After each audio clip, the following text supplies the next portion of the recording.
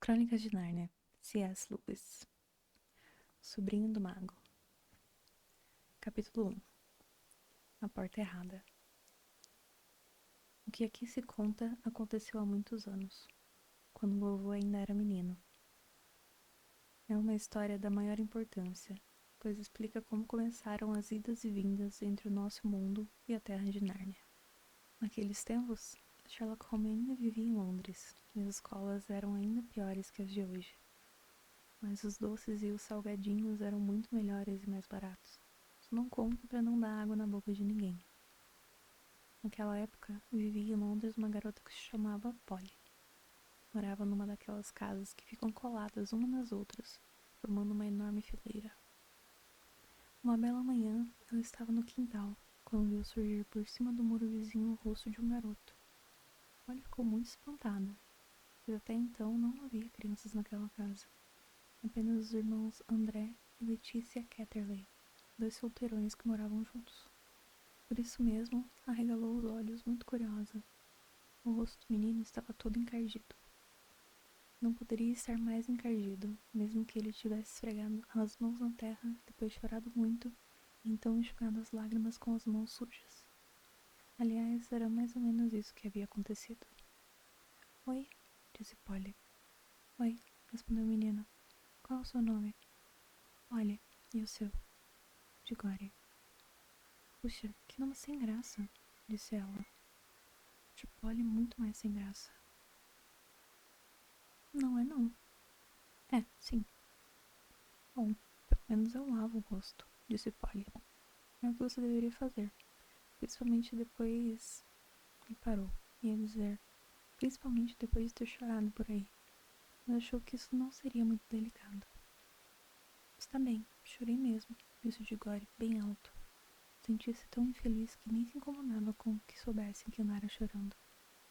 Você também choraria se tivesse vivido a vida inteira no campo e tivesse tido um pônei e um rio no fundo do quintal. E de repente, viesse morar nessa droga de buraco. Bom, isso não é um buraco, reclamou Polly indignada. Mas o menino estava tão aborrecido que nem prestou atenção, continuando a falar. E se seu pai estivesse na Índia e você tivesse de viver com uma tia e um tio louco, quem iria gostar? Isso porque eles têm de tomar conta de sua mãe. Se sua mãe estivesse doente e fosse morrer. Aí o rosto de Gigori ficou esquisito, como se ele estivesse fazendo força para não chorar. Polly falou com doçura. Desculpe, eu não sabia de nada. E, como não tinha mais o que dizer, ou querendo animar o garoto, perguntou. Seu tio é mesmo doido? Ou é doido, ou então há um mistério nisso. Ele tem um estúdio no último andar e tia Leta nunca me deixa entrar lá. Isso não me cheira bem. Tem mais. Sempre que ele quer me falar alguma coisa na hora do jantar, ela não deixa ir dizendo, não aborreço o menino, André. Ou então, Digore não está nada interessado nisso. Ou, Digore, acho melhor você ir brincar no quintal. Mas que tipo de coisas ele tenta lhe dizer? Perguntou a menina. Não tenho a menor ideia. Ela nunca deixa ele contar. Tem uma outra coisa. Ontem à noite, eu estava passando perto da escada do sótão, indo para a cama, quando ouvi um grito. Quem sabe ele não tem uma mulher louca que ele esconde lá dentro? Sugeriu a menina. Já pensei nisso. Quem sabe ele faz dinheiro falso. Também pode ter sido um pirata e agora anda escondido dos antigos companheiros. Sensacional! Exclamou Polly.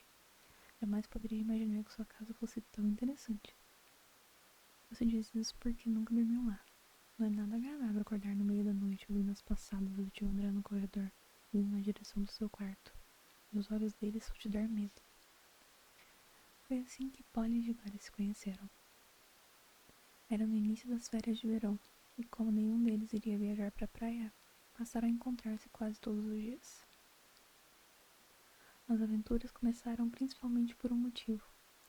Era um daqueles verões muito úmidos e quentes, de modo que, em vez de brincar ao ar livre, eles preferiam fazer incursões dentro de casa.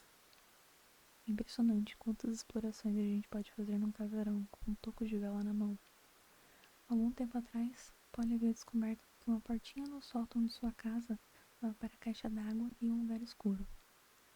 O lugar escuro parecia um túnel comprido com uma parede de tijolos de um lado e um telhado inclinado do outro. Não tinha soalho no túnel.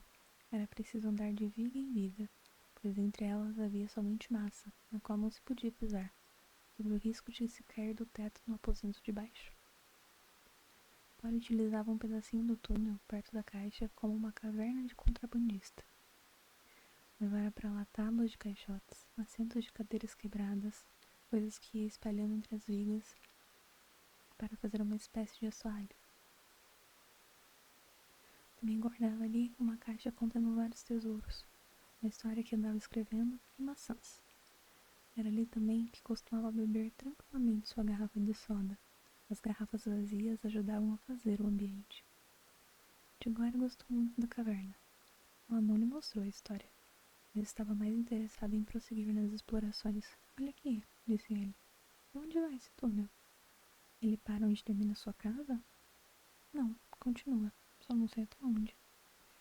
Quer dizer então que poderíamos andar por cima de todas as casas do quarteirão. Poderíamos não, podemos. Hein? Podemos até entrar numa outra casa. Ah, é? E acabar na cadeia como ladrão. Não conte comigo. Não seja tão espertinho. Você estava pensando na casa depois da sua. Por que na casa depois da minha? Está vazia. Papai disse que está vazia desde que mudamos pra cá. Vamos dar uma olhada, disse Tigori. Estava bem mais entusiasmado do que demonstrava. Naturalmente, pôs-se a imaginar por que a casa estava vazia há tanto tempo. Wallace perguntava a mesma coisa, mas nenhum deles disse a palavra mal-assombrada. E ambos sentiram que agora seria uma fraqueza não ir adiante e descobrir o mistério. Que tal se a gente fosse agora mesmo? Indagou Tigori. Tá bem, respondeu Polly.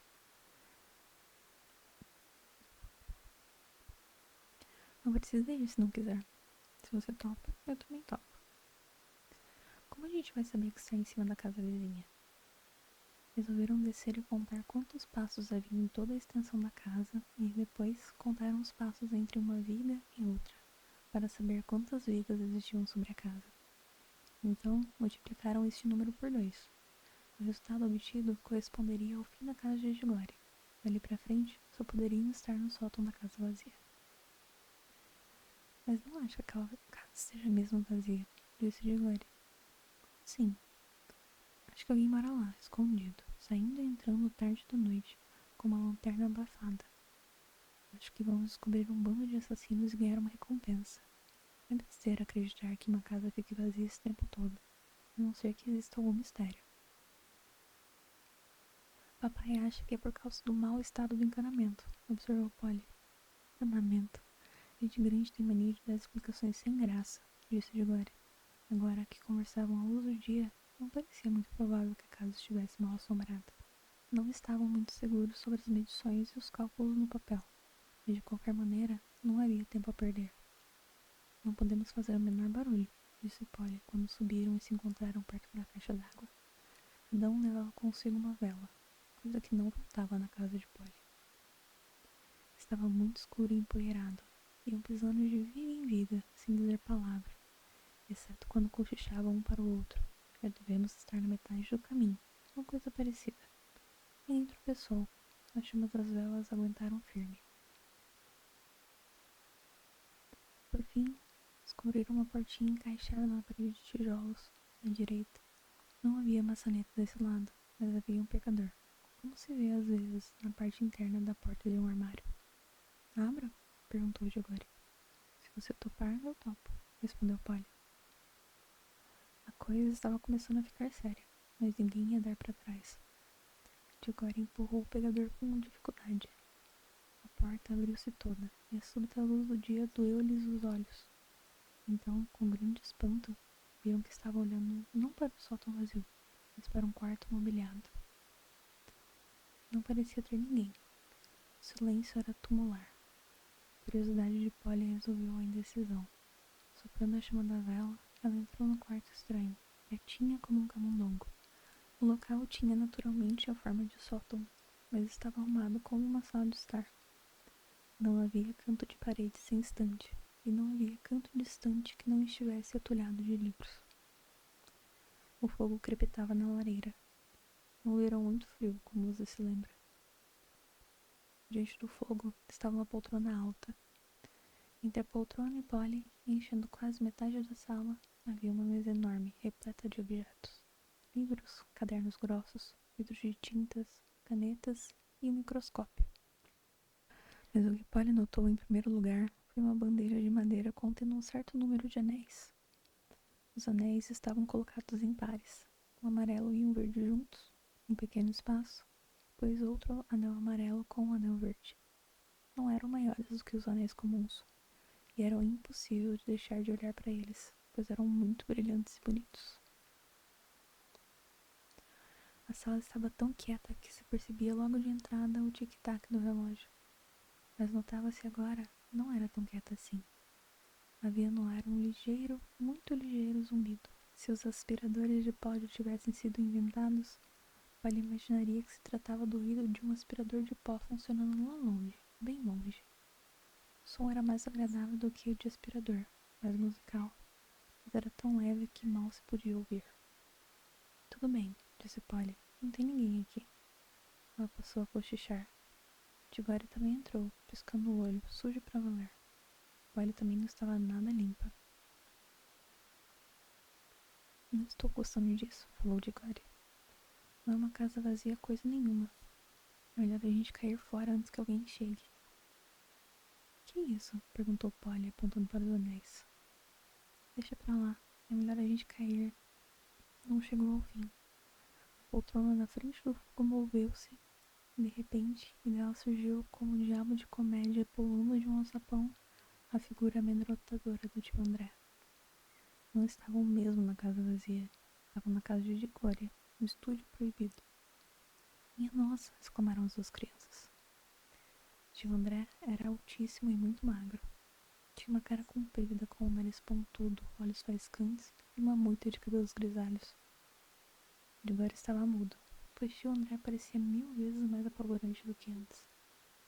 Polly ainda não estava tão amedrontada, mas não demorou muito, pois a primeira coisa que o tio André fez foi cruzar a sala e trancar a porta. Voltou-se, fixou as crianças com os olhos faiscantes e sorriu, mostrando todos os dentes. Ah, agora a louca da minha irmã não pode mais nos perturbar. É horrível, muito diferente de tudo que se pode esperar de um adulto. Polly tinha o coração na boca. Ela e Tigória começaram a caminhar na direção da portinhola por onde haviam entrado. Tio André foi mais ligeiro, fechando também essa passagem. Depois esfregou as mãos, estalando os nós dos longos dedos muito brancos. Encantados em vê-los, disse. Duas crianças. Exatamente o que eu mais queria neste momento.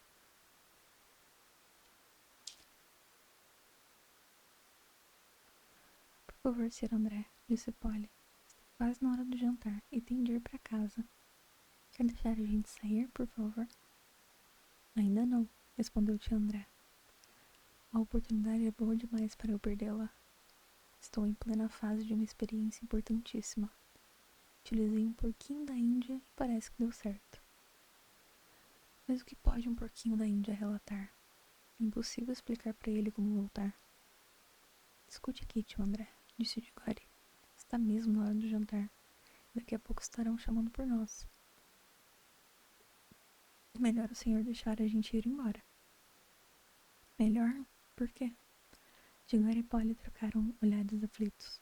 Não ousavam dizer coisa alguma, mas os olhares significavam o seguinte: que coisa pavorosa. E também, vamos ver se damos um jeito. O senhor permitir que a gente vá jantar? Falou Polly. Voltaremos mais tarde.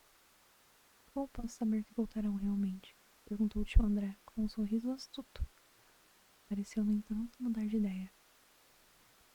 Muito bem. Se precisam mesmo ir, o que hei de fazer? Não deve ser divertido para dois jovens como vocês conversar com o velhote. Deu um suspiro e continuou.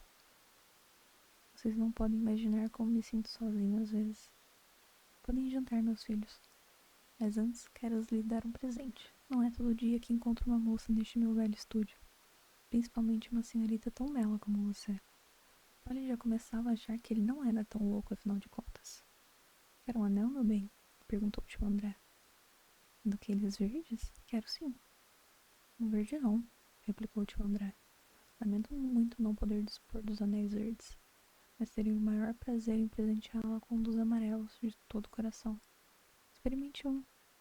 Polly já havia superado o medo e estava convencida de que o velho não era louco, e os anéis eram de fato atraentes. Caminhou para a bandeja. Estranho, o zumbido aqui é mais forte. Parece que vem dos anéis. Você está imaginando coisas, cara menina, disse o velho com uma risada. Parecia uma risada comum. Mas de agora perceberam uma expressão quase de gula na face do tio. Olhe, não banque idiota, gritou ele. Não toque nos anéis. Era tarde demais. Polly já tinha pego o anel. E imediatamente, sem barulho, sem um clarão, sem nenhum aviso, já não existia a Polly. Diggory e tio André estavam agora sozinhos na sala.